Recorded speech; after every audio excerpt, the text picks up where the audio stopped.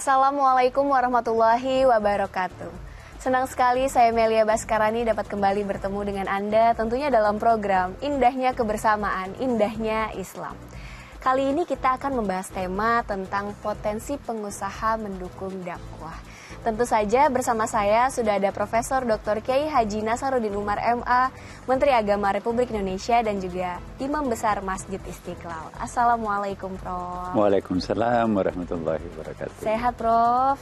Alhamdulillah. Masya Allah. Prof, membahas tema tentang pengusaha mendukung dakwah.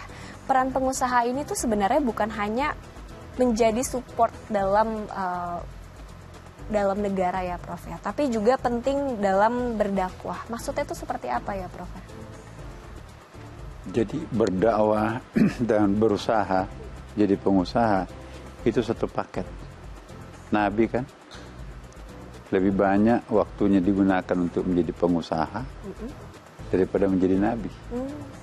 Nabi Muhammad SAW itu hanya 23 tahun menjadi nabi, sedangkan dikurangi umurnya 62 tahun, berarti 40 sekian tahun, dikurangi masa kekanak-kanakannya 7 tahun misalnya kan, berarti berapa itu? Jadi sekitar 30 tahun sekian lebih ya. Jadi Nabi lebih lama menjadi pedagang daripada menjadi rasul. Dan kita tidak boleh mempertentangkan antara dunia usaha dengan dunia keagamaan.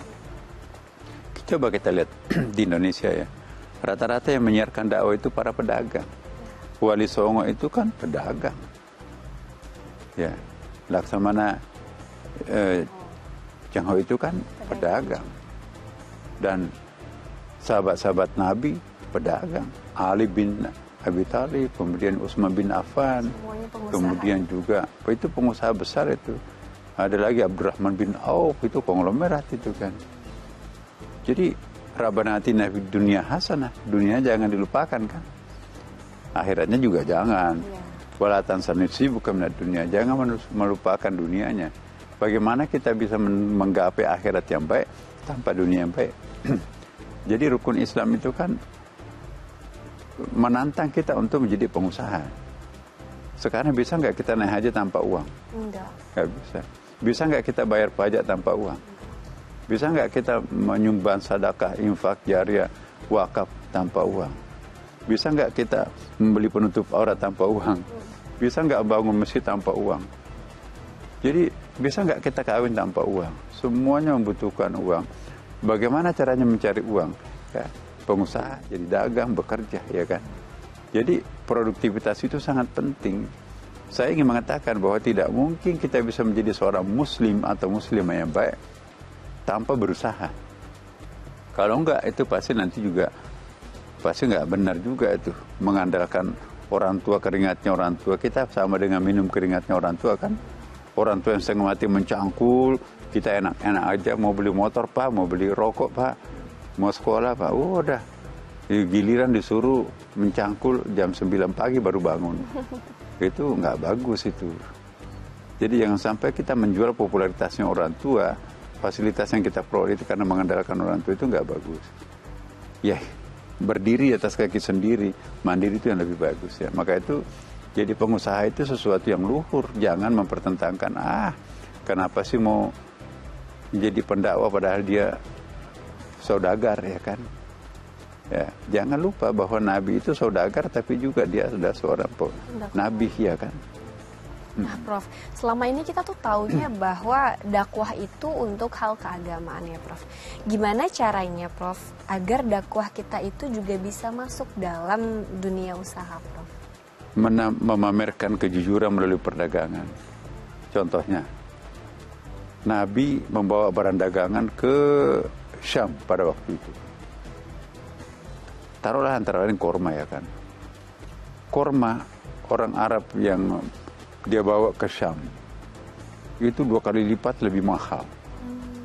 Ya, harganya mungkin taruhlah misalnya 100.000 di Mekah, dijual di sana itu 200.000. Berarti kan keuntungannya ganda ya kan, berlipat-lipat tuh. Giliran Nabi ambil 100.000 juga, tapi dikurangi keuntungannya udah lumayan nih. Jadi saya hanya mau jual 150.000 per kilo. Nah, itulah di dalam kitab bersanji itu jual murah tapi untung. Sebetulnya bukan jual murah. Memang harga yang wajar. Dan Nabi hebatnya di situ, Mbak. Orang-orang Arab itu karena jualannya terlalu mahal, 1 tahun baru balik. Kenapa? Karena barang dagangannya belum laku. Terlalu mahal semua. Kenapa nggak laku? Karena terlalu mahal. Ya, sedangkan Nabi sirkulasinya itu cepat sekali karena kan dijual murah. Memang murah harganya, sedikit untungnya, tapi sirkulasinya berapa kali ke Mekah bawa barang dagangan, akumulasi keuntungannya itu lebih banyak keuntungannya Nabi kan. Jadi semenjak Nabi bergabung dengan Khadijah, keuntungan Khadijah itu luar biasa. Kenapa? Si cerdas Nabi Muhammad yang menjadi suaminya itu luar biasa terobosan.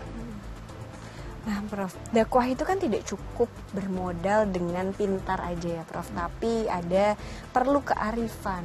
Maksudnya itu gimana, Prof? Maksudnya kearifan sendiri. Kearifan itu bisa juga identik dengan feeling. Ada namanya feeling bisnis ya kan. Orang pebisnis itu harus mengandalkan feelingnya juga. Jangan hanya mengandalkan rasionya kan. Wah, nanti jangan-jangan begini, jangan-jangan nanti nggak jalan bisnis itu. Ya namanya bisnis itu resikonya harus ditanggung. Jadi